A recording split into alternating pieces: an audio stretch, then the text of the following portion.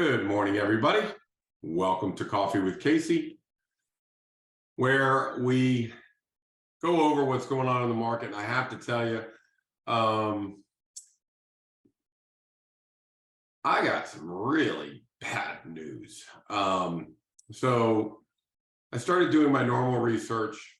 The more I got into it, the more I realized how broken the market really is. And I'm going to go over all of it with you so you understand, and we're clearly understanding what is going wrong. And let me just give you one indication of what's wrong. So in Vienna, in the last 30 days, $50 million worth of real estate has withdrawn unsold. 50 million. Now, you think about the average being, let's call it $1 million, that's 50 houses. And that's 50 sellers. That's 50 people that prepared their house to go on the market. That's 50 people that really needed that house to sell and failed to sell the house and had to take it off the market. Now, once you take a house off the market, that damages the value of the home, okay? So we're going to talk about that. We're going to go over the market conditions. I'm going to talk about, the indicators that it is broke, not just a little bit broke, but I mean a lot of it broke. We're going to come up with some solutions on how to do it. This is not just for sellers. This is buyers and sellers. The internet has changed the way a lot of people do things. The last 2 years and the pandemic has changed the way a lot of people do things. And now we're back to a normal market. And it's almost as if people have forgotten how to act in a normal market. So I'm going to go over some stats with you. Billy's going to join me today because we're going to talk about a few things. I'll tell you, Billy, we were lucky enough this week to do our seminar with, with not a seminar, but basically a meeting with our full team. Mm-hmm. Not just you and Kelly and Morgan and Colby and Pam and Pat, but we also had the new people that have joined our team join us, Pharisee Ways and Johnny G and Laura and Josue Ruiz. And I got to tell you, it kind of felt like I was in a room of rock stars, because each one of them in their own right, each person in that room in their own right is so professional, so good. They have so many good attributes that starting to see everybody feed off of each other, the excitement of Johnny, the sincerity of Ferris, it was just really a nice mix in there. I think we're lucky to be around a bunch of good professionals. You're going to be joining me at the mastermind today at Samson Properties, which is the 1%, the top 1% of the Samson realtors.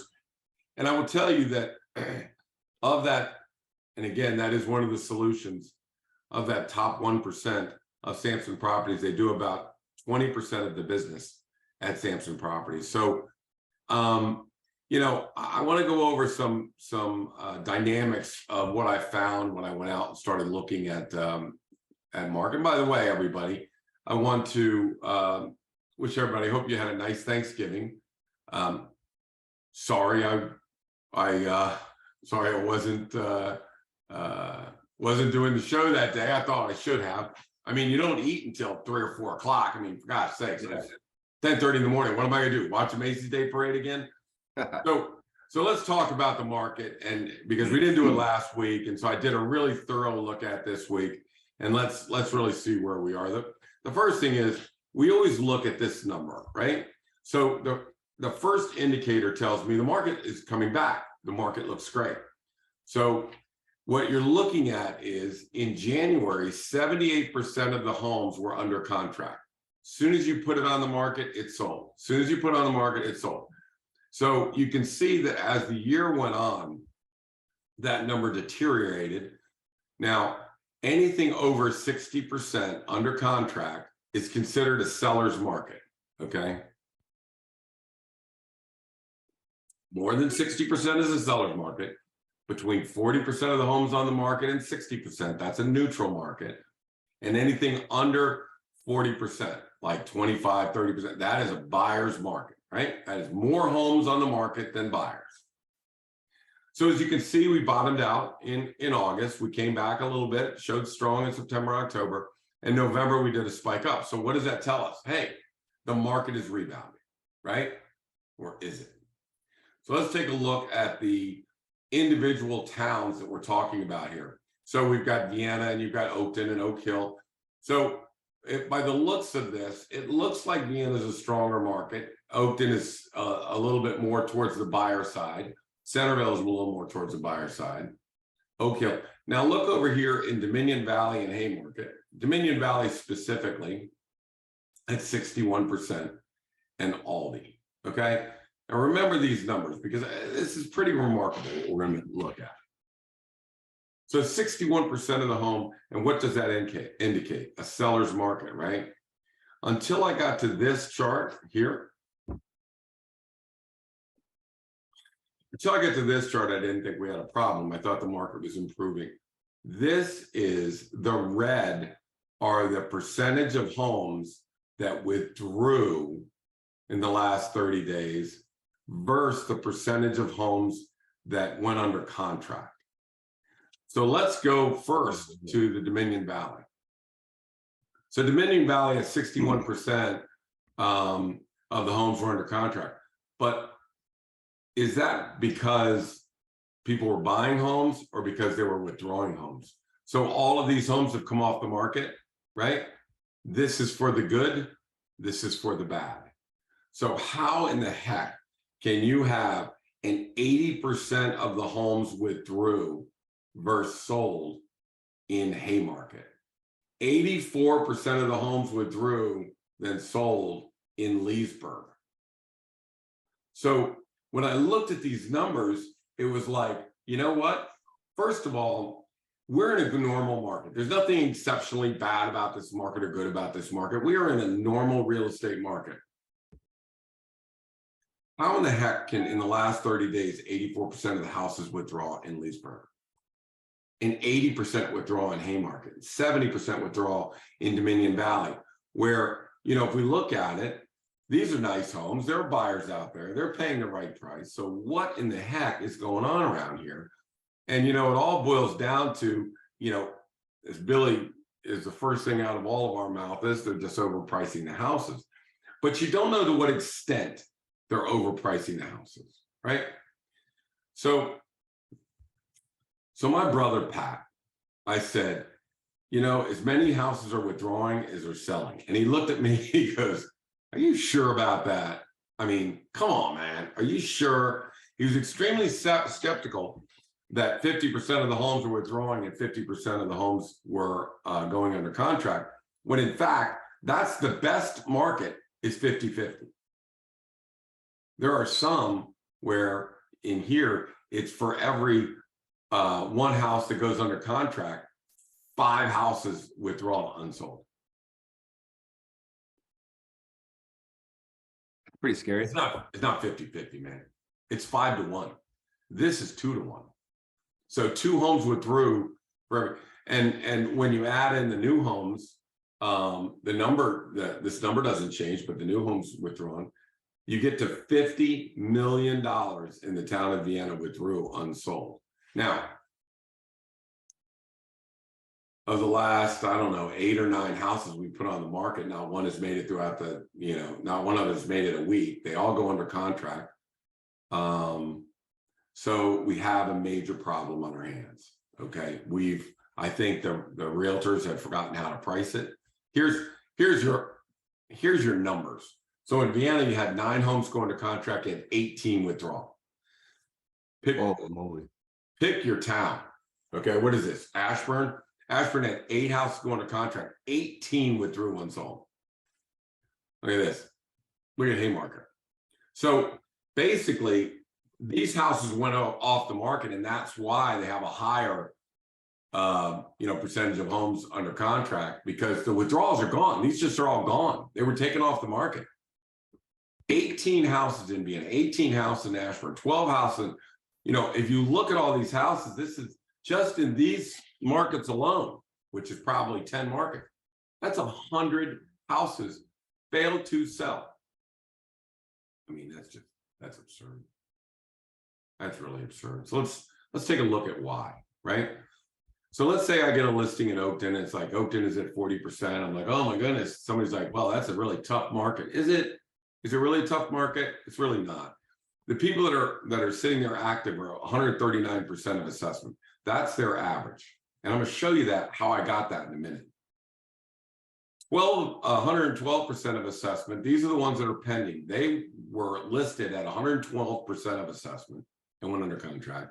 The solds are at 116% of assessment. And the ones that expired or withdrew were at 130%, 129%. So what does that tell you? That tells you they went here, they went into the death spiral of drop the price, drop the price, drop the price, drop the price, and they end up here instead of being correctly done right here. So we call this a death spiral, where somebody puts a house on the market and then keeps dropping, dropping, dropping, dropping, dropping, dropping, dropping, dropping. But the home is losing value as they're dropping it in little increments, and you never catch up. Mm-hmm. So it's the death spiral, and then it's expired. So, you know, we're going to talk about the death spiral and how we handle that. But here's a perfect example. Now, check this out. This house was put on the market at $1.19 million, right? And this is what really aggravates me. It's on 9/9, and they put on for 1.2 million. Look at the price decreases that they've done. That's 10 price decreases in 2 months, 2.5 months. They never caught up. Look, Billy. 20,000, 20,000, 20,000. Yeah. And look at this. They're going in $15,000 increments. This one's 9 or 10. Wow. This one's 10. This is 10. So again, just so that everybody's clear on this, you put a house on the market, the increments are $50,000 because you have to get out in front of the market. After 30 days, you would reduce the price $50,000, but to do it at 10,000 is just, I mean, it's malpractice if you really ask me. But let me show you something here. Let me get off of this. Let me go over here. So how do we know what these homes are selling for? So you go to Oakton, you put in your price range, and you say, give me all the houses in Oakton, and I sort them a certain way so I can read this chart, right? So let's take a look at this. So these homes are active, okay? That's the status. So if you look at the percentage of assessment, which is list price divided by assessment, so they're on for 135% of assessment. The average of all these is 139. That number goes right here, okay? The under contracts are right here, and the average is 112%, and that goes right here. The withdrawals are at 132% right there. And the sales, the closing goes down to here, and that is 116%. So we got 132, 16, 112. And let's look at these expireds. All right. And they expired at 126. Why is the 126 less than this number? Is because before they withdrew, they went into the death spiral. They dropped the price, dropped the price, dropped the price, dropped the price, and finally said, screw it. They're still 10% over the market value. Now, one thing I didn't show you, let me show you this. And Billy, you know, like you and I talk, if you're going to do a predictive analysis, yeah, you need to at least be close enough, right? 50,000 if you're over $1 million, 25,000 if you're, you know, in the 7s or 8s. Right. So I just showed you that the average price of the ones under contract and the ones that closed are somewhere about 115%, right? They're 25% over when they start. Right. Watch this. 115% assessment of this home is 857,000. They are not, they've dropped it 10 times. They're not within $200,000 of their list price.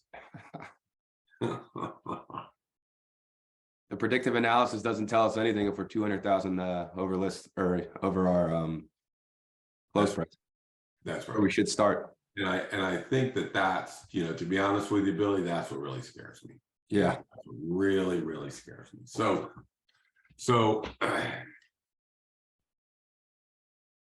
we need to look out for Samson Properties. We need to look out for our sellers. We need to look out for people. We can, I mean, the brokers at Samson came to me and said, I have a property. Can you help them out? You know, they're in desperate needs. They're very upset. And and we had brought it on. Somebody brought it on at 1.5 million. Went into the death spiral at 1.5. 75 days and nothing's happening. Just nobody's looking. It's not working. So even after the death spiral, they were still off by $100,000. So we came in, we repriced the home. We set it the correct number. Now there's damage. There's no doubt about it. There's damage done when a home has gone through the death spiral and they're on their way down. Somebody thinks something's wrong with the house and yada, yada, yada. So there's no guarantee you could get what the house is worth. But we put it on at 115, which is what the house was worth. And first weekend, we got 3 contracts at 115. So, the home sold with had been seen 3 times in 75 days. And then if you price it correctly, then you get your 3 contracts and you get out of here. So here's the thing. We have a team and it has 9 people and we know how to price it correctly. And I've got $100 million, $200 million, $300 million worth of listings at Samson Properties that may or may not be overpriced. So here's the fix on the pricing, right? So we're going to put out, and I'll talk to Donnie about it and how we're going to do this, but we will price the homes for the agents and we will do a predictive analysis. We're not going to do it on the cheap. We'll do it for a percentage of whatever they, 10% or 15% or something like that.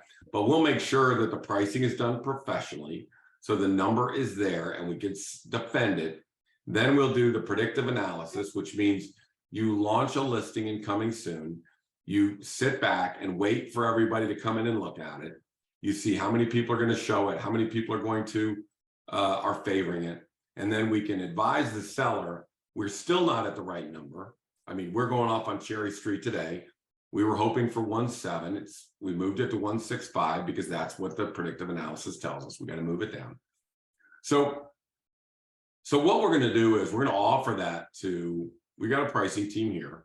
So we're going to offer that to the agents at Samson Properties, none of the other agents, just Samson Properties agents, that they can send us the address. We'll price it. We'll do a predictive analysis for them. We'll work them through it.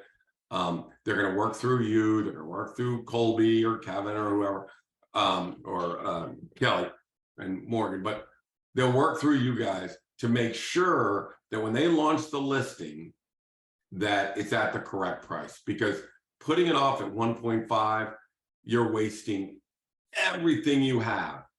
All your time, all your energy, all your money, all your reputation on that not coming through. So the solution to the problem is, at least at Samson Properties, we'll do the pricing. We can handle the pricing for many other realtors. So we'll do the pricing. And let me tell you, at Samson, so I think I ran the numbers, and real estate is not easy. It's not an easy game.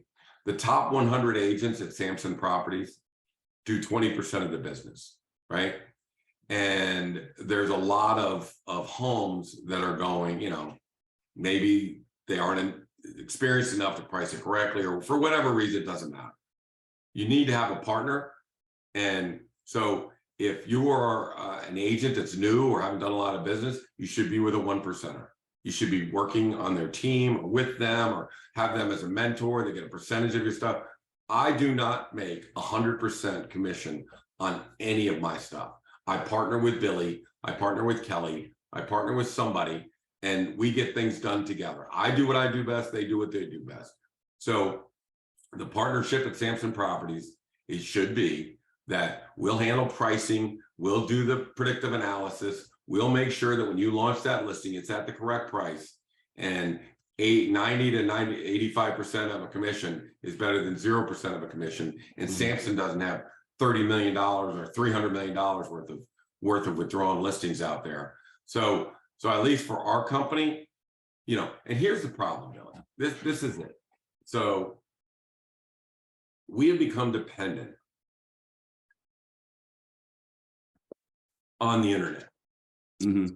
And doing the pricing. So let's take a company like Compass. Compass will attract agents and say, hey, Bill, come to Compass, I'll give you $200,000 to join our company. And we have all these great tools, how to price a house. Well, so does Redfin, so does Zillow, so does RPR. So do all these knuckleheads have these pricing engines.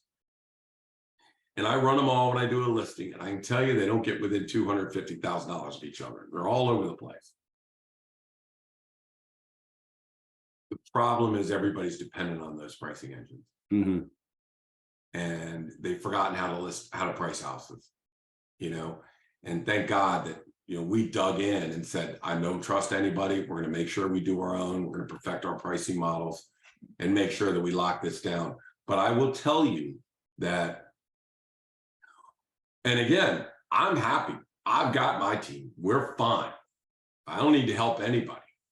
But I will tell you, when 2 out of 3 houses are withdrawn unsold, people need help.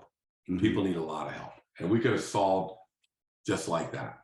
We could have taken that $1.5 million listing in the beginning and said, no, you're not going to price it there. You're going to price it at 115. I'll give you all the documentation to prove it. That would have sold in the first weekend. It would have saved the sellers a lot of anxiety and a lot of anguish. And when you look at, and I'm going to go back to this here just one second. And I will say, Case, I mean, it's painful for the agents. It's painful for the sellers. It hurts the neighborhood. So we're here to help you guys. I think that's the big point. You know, I mean, if I came in 2015 and I didn't partner with Casey and learn from him through osmosis for 5 or 6 or 7 years, I wouldn't know what to do either. So that's the problem in real estate. They don't teach you how to price homes whenever you get your license. They go through all of this, you know, all this nonsense and make you take a test, but they never tell you how to do the actual job. So there's a lot of agents out there that heard that real estate's easy, go get your license and sell homes. You know, you really need to partner with someone who knows what they're doing for 2 or 3 or 4 years before you can understand, you know, how to do it on your own. And that's really what we're here for, is to help you guys, help neighborhoods. I mean, having 5 houses overpriced, you know, in an area, and you go into the death spiral, and then you end up getting less than what it's, you know, originally worth. If you set the price correctly to start, and you get, you know, we had multiple bids on your home with Colby, and one of the buyers actually came through or wanted to come through our team. So yeah, that's the way to do it, right? I mean, not overpricing it and hoping that someone comes in, you know, and pays you some ridiculous price. I mean, buyers are just as smart, right? They can see that it's overpriced. So that's really what we're here for, is well, and the thing about it, Billy, is the problem is there are not as many buyers as there used to be. Right. I mean, we used to have buyer pools in the 700-800s. Now they're in the 110. Mm-hmm. So on this house, this 1.15, we had 4 people show it, 4, and 3 turned into contracts. Right. So you really don't have a chance to have everybody walk through and walk out. If they're coming in, we got to make sure that we're on the number. So let's just look at this for just one second. So the documentation we're going to provide the agents. If this is what it looks like in the market, that let's say this is Fredericksburg, or this is Aldi, or this is somewhere else. If I'm going to the seller and I'll say, these are the homes that are within, you know, 1 mile past 60 days, yada, yada, yada. Where are you going to price the house? You can't price it up here, right? You can't price it up here, right? So we're going to price it somewhere in here. Let's say we look at this and say, well, we've got upgrades and we've got a lot of cool things with our house. What if we try 120? Right. And you do the predictive analysis at 120. And then we look at it and say, you know, that has 8 favorites and that does have 7 showings or 9 showings. I think we're going to make a run at 120. Mm-hmm. But if you have 1 showing or 2 showings and you have 1 favorite or 2 favorites, you're not going off at that number. These are right. This is wrong. We need to get back tucked in at 115, you know? So, and even at that, when we put it at that number to get people in the door, even today, we have people, well, you settled on a house yesterday that we put on the market, and that was bid up. Correct. And I would still say that we're seeing 3 out of 4 houses bid up. Now, not $150,000, because that was just stupid money. Right. That was crazy. That was low interest rate, free money. So that's why people are throwing that extra $150,000 thousand at the house. So, but when you present this to a seller, they say, now look, right? This is where the number has to be, and it's backed up by worksheets and summaries and all this other stuff. Then it's backed up by predictive analysis. There is no way to launch a listing overpriced. So knowing that there's no way we could launch a listing that's overpriced, then you come back here and go, how in the hell is it systemic through the whole area that for every, 4 houses that don't sell, 5 houses that don't sell, 1 house does sell? How can that happen? And the only thing I can surmise is they just don't know how to price a house, and they don't know how to validate, because I will tell you, there are buyers out here. Yeah. Let me give you a perfect example. So Johnny G is putting a house on, and the seller wants $827,000. We do our pricing model, and he knows it's really worth high sevens, maybe 775, 785, but it's, So we do a predictive analysis at 827.5. Nobody's coming. Nobody. And there's maybe 1 showing, which is not enough, right? So he drops it. He conditions the seller that if this doesn't do it, we're going to drop it to 785, $50,000. He dropped it to 785 and got 2 full price contracts. Now, let me tell you what market he's in. He's in that market. So this 20%, one of them is Johnny's. And the reason he's in the 20% is because A, we knew what the house was going to sell for before it launched.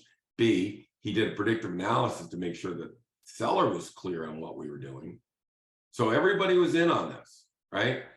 And so again, what's our motto at our company, right? The truth will set us free.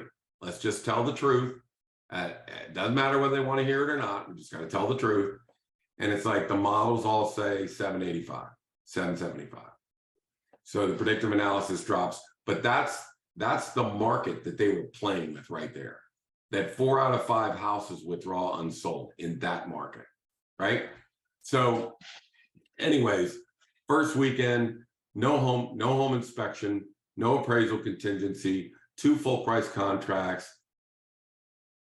Boom.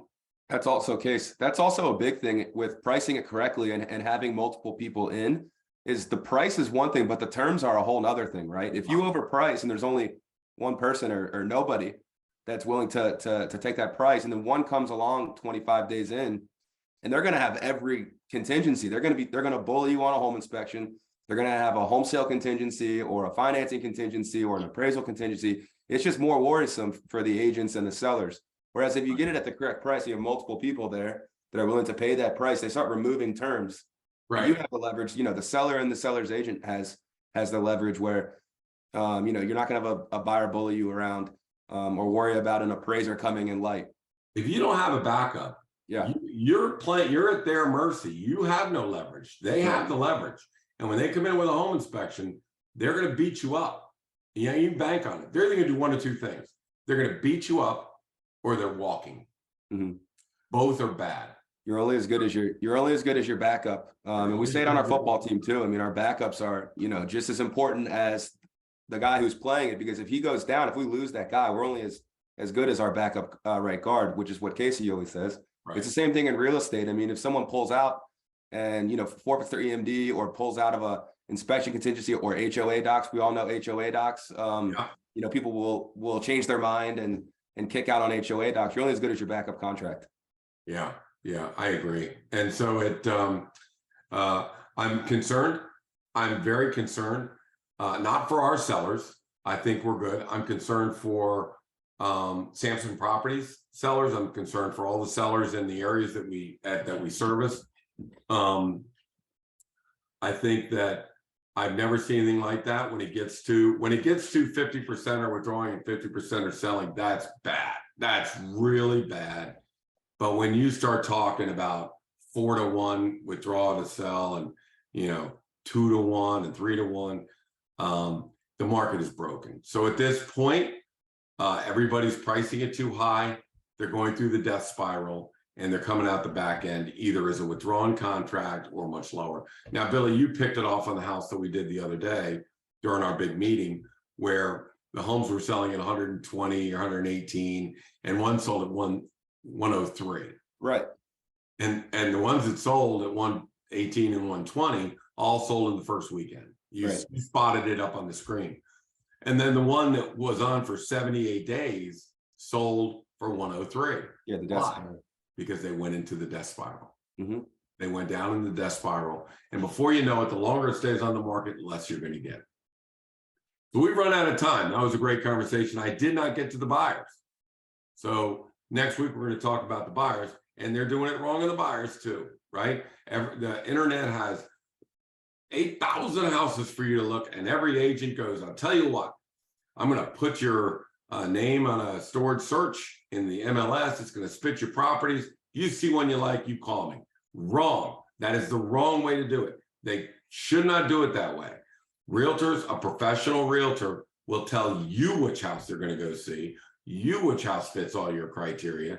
And then when you go to that house, they're going to identify you either going to buy that house, or we're going to find out why you wouldn't buy that house and add that to our database. We're just gathering data. So people spend an average of 120 hours looking for a house because they don't know where to look, they don't know how to look, and they don't know how to define these properties. And the professional realtor goes into each property to make sure that meets the criteria of the sellers or the buyers. And let me tell you something, the floor plan is weird, maybe that's why it's not selling. Or the functionality is odd, the lot stinks, the neighbors are bad, the traffic is heavy, for whatever reason, the realtors are there to select the houses, not the sellers. Sellers can send them houses. Hey, can you go look at this? Can you go look at this? Can you go look at it? Yes, but let us go look at it. Let a realtor go look at it. Let them find out the right house and let them bring the right house to you. Okay. And that's really the right way to do the buyers. Don't have graphs and charts, but that's the way to do it. All right. Okay. Well, thank you, Billy. I appreciate you stepping in with me today. Yeah, of course. I'll see you at the masterminds over at International at noon, and we'll talk to. But I will tell you one thing, those people in that room, those 30 or 40 people in that mastermind, these are top. This is Dalyera, Ferris, Sarah's conducting the whole thing. Mm-hmm. But there is a lot of brain power. And out of that meeting came the 6-point inspection that has saved a lot of our listings. One of the agents said, are we doing pre-inspections? And of course, everybody's like, what are you talking about? Why would we do that? Well, now everybody wants a home inspection. So from that meeting came the 6-point inspection where we get our inspectors in, inspect, make sure we got everything the way we want it, then offer the buyers that home inspection once we've cleared everything up as clear title to that house, call it a gold standard listing so they know they're not wasting their time, and that adds value onto the house. That's what you get from that meeting. Mm-hmm. So I'm anxious to see. I'll see you at noon over at International. All right, buddy. Everybody else, we'll see you again next Thursday at 10:30. If you're a realtor with Samson Properties and you need help pricing homes or repricing a home, if you have a home that's getting ready to withdraw, we need to have a come to Jesus meeting with that seller. And we need to come down, reprice it, get her where we need to be. You know, before they withdraw, let's fix it. So if you're having problems with pricing, we can certainly work on that. We'll do the predictive analysis and whatnot.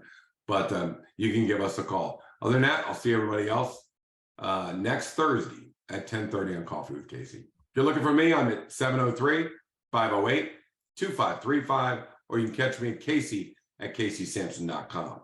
You can also catch Billy at 703-380-0255. And we're here to help, guys. So really, I mean, if you have a home that's you don't know what to do, you know, hit me up or hit Casey up, and we're here to help you guys.